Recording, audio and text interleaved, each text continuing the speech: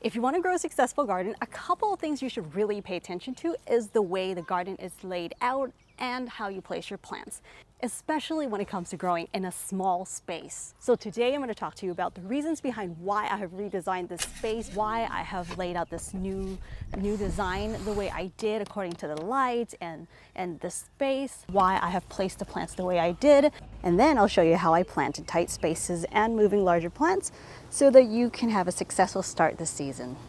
I can't wait to use these tools to plant the garden later. They were sent to me by Centurion. They are the sponsor of today's video. Centurion focuses on making gardening tools that are affordable and durable so that you can create the garden that you want. I can't wait to show you guys how I'll be utilizing these to plant in my awkward space. Or if you want to see how these tools can help me transplant in my small space, you can go right to it. First, I want to talk to you the reasonings behind why I have laid out this new design the way I did. Let's go. This is an east-facing garden. That means we're only getting about half a day of sun and then a couple hours before sunset. So the sun starts from this direction and it goes over the house. So the place that actually gets more like full sun is just the little corner over here. That's why the idea of rebuilding this space has been with me for over a year now, and I'm so excited that I'm finally able to put this together with the help with some proper tools. It really helps to speed up the pace, especially when I was fine-tuning the curved parts of the edging, which normally would take me a lot longer to do. But this time I was using the drain spade, which has this thin, slightly curved head, and it cuts like butter, creating that nice smooth edging that I was looking for. So it made the entire process just a lot easier for me to make adjustments to my design. So the space that I'm redesigning, it used to be just more like lawn, and then I started cutting a section of the front corner out to grow some plants in the ground. Also got just a bunch of container pots, just pots lined up.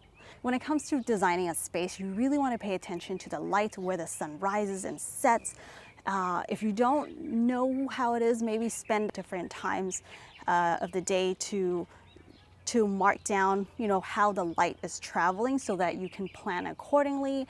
For my particular garden is on the east side, and with a small space, everything is just so close to the house that the house tend to shade out, at least half of the day. If you have a south-facing garden, it's definitely more advantage to you if you like to grow more like sun-loving plants. But that doesn't mean it won't work for you if you have like a north or an east-facing garden.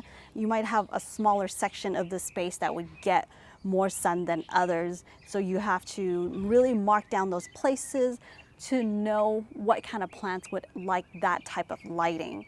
After understanding the lighting, you have to think about how you're growing it, or if they're on raised beds or in the ground, if you're doing it yourself. Just all depends on your budget and what kind of materials you can get. So I decided on something that's durable and also really easy to put together, which is something that I'm sure you guys have seen many times, are these sort of metal beds.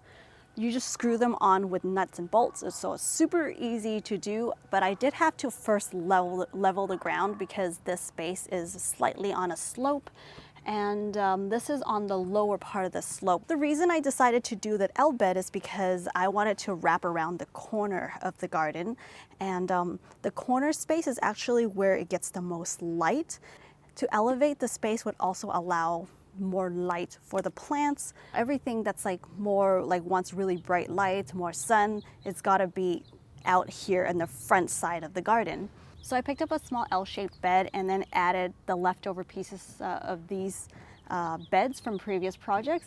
One side of the L bed is about 10 feet long, and then I'm starting with growing in the ground now. This ground planting space is actually echoing that shape of the L bed, so it's kind of got this repeated pattern. I'm really excited about this idea because it's going to allow me to grow more food, and also it makes total sense to have something like a taller bed behind where the sun is rising. So the sun is rising here. It's going to hit all like the plants that are directly planted in the ground, and then you're going to get plants that love even more sun. They're going to be on the taller bed.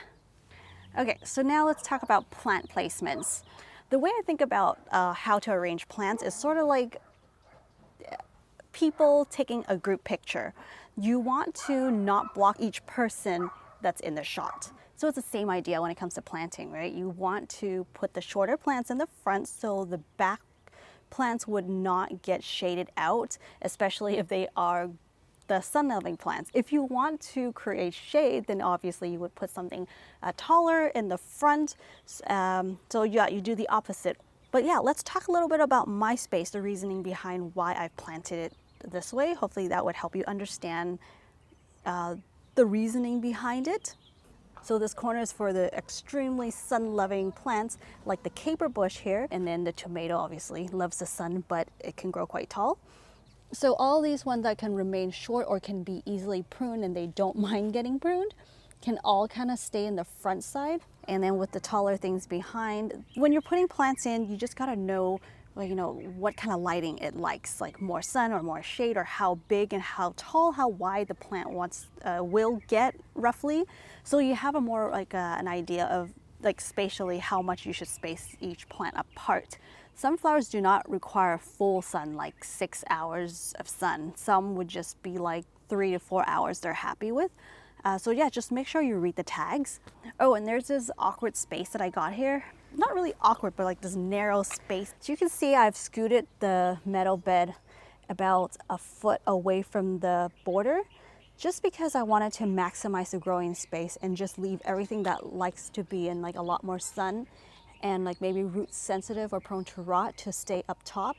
And then on the bottom, I can get some sun or part sun sort of plants growing in this space here. Ideally, you wouldn't want to plant something like this taller than the bed to be in the front, but this rose has been with me for years now, guys. So I don't want to move it. What I can do is, because roses actually encourage new blooms on the new growth. So I'm just going to try to prune back regularly after they bloom each time to maintain the size. In this space in the ground, I'm also going to be planting the same idea as the one I explained earlier, the front here, everything more relatively short and the taller things going behind. Sunchokes, I'm going to keep it in a pot just because the roots are going to get too crazy going everywhere. If you're still not sure how you should place your plants, my suggestion is to first put in the plants that take up the most room, the biggest plants, and then see how much more room you got left to fill in the rest. Say like the smaller plants can kind of think of those as like fillers. Now let me give you a few tips on how I like to transplant. For smaller plants, I generally like to use smaller tools. It just makes more sense that way. Here I have a couple of telescopic tools. This one is the 3-prong and hoe, and this is the trowel. Because these ones can extend, I like to use it for kind of difficult to reach places. Also, it doesn't hurt my back trying to constantly, you know, keep it at a curve and you know, work. The tool's got the heat treated heads and it's got this powder coated paint on, which helps to resist rust. Usually that's really helpful for me because if things weren't treated with this, I would leave it outside for like overnight and it'll get rusty. Got the steel handles and a really comfy non-slip grip. So I just twist or untwist and then twist again to extend. See, when I'm in this sort of awkward space and I want to plant something reaching that far back, I can easily do it with a tool like this, or I can shorten it and get to the spot easily. So that's where I'll start transplanting right here. To make my job easier, of course, I can just remove this fence. However, it was really difficult to push these fences in. The soil's just really hard here, so I'm just gonna avoid that by kind of working through, you know, just putting this through and get to digging.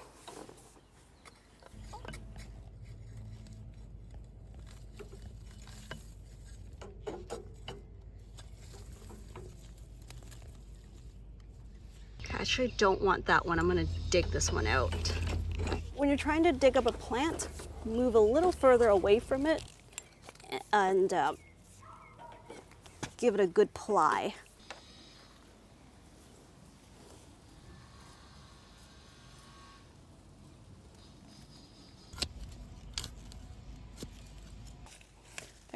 So of course I can use a larger shovel to do the job, but sometimes it's just easier to use something lightweight, especially if I'm transplanting multiple plants. So when I'm using a tool like this, that really saves my back.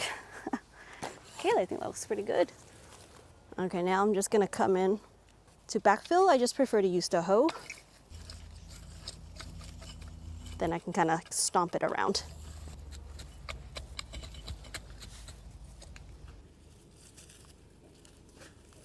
Okay, that's one down. All right, next I'm going to be transplanting this lily. It's a little bigger than the other one, so I'm going to use a larger tool. This is a Fiberglass D-handle drain spade, and this is what I would use to transplant larger things like trees, shrubs, or even anything that's like at least about 5 gallons. Especially with this tempered steel blade, its arch, it really helps to penetrate deeper into the soil. It's got the chrome-plated steel coupling, and it just overall feels really nice and sturdy. Right here, it's got this forward turn step. Really helps when I kick that in, maybe a little deeper. What's nice about the arch is that when you're penetrating in the soil, it has a less tendency to break as many roots. It's just more forgiving, whereas, you know, working with a tool that has like this pointy tip tends to be a little more aggressive. Sounds like I've hit concrete. Ooh. Ooh, I got it. Oh, what the heck is this doing in here? Gosh, there it is. And more glass. This is why you should wear gloves when you're working in the garden.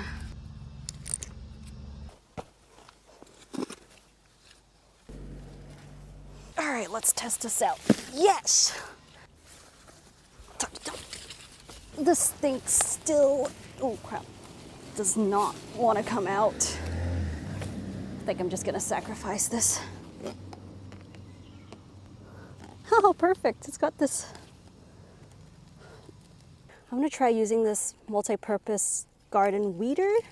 It does so much more than just weeding. Ooh, okay.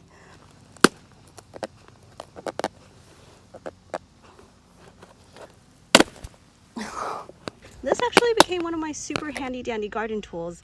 Look how it's serrated. Very deep serrate, and it's got like this sharp cut at the other end. So it really helps to kind of cuts into it as it penetrates the soil. It's also got this really comfy grip. Okay, let's try it. Yes. Okay, now I'm gonna take the serrated side and just kind of cut down like this. Okay.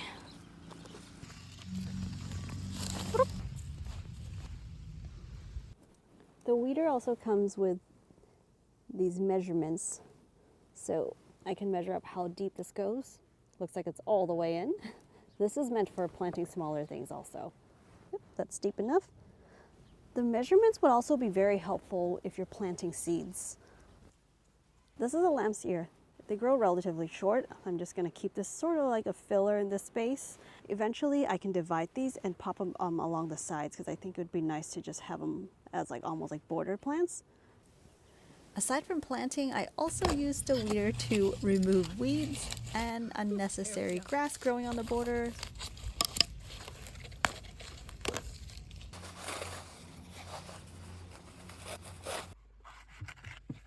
After putting those garden scraps in the compost bin, it's time to move this giant pepper that's been with me for 2 winters now. I'm using the drain spade to move it. As you can see, that nice curve on the head really helps to dig and go underneath that plant, and it's time to transplant it into the ground. After transplanting, I'm so thankful even the next day I didn't see any transplant shock. I did move it on a gloomy day, also added some vermisteer worm castings on the bottom to reduce transplant shock. Also, I sprayed it down with the earthworm casting teas. And finally, I transplanted the last plant. This is the Japanese parsley.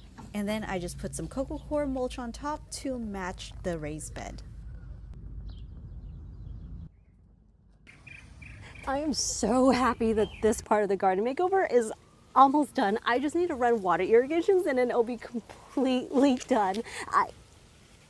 Let me just put this away first. By the way, this does come with a sheath, and then it's got this part that you can hang on the belt. I don't have a belt, so I'm not going to use it. But I can't wait to see these plants growing and give you guys updates on that. Thank you so much, Centurion, for sponsoring today's episode. Sending those tools out to me really have made my job a whole lot easier. If you guys are interested in any of the tools that I used, I'll link them down below for you. Thank you so much, you guys, for joining me out here in the garden. I'll see you next time.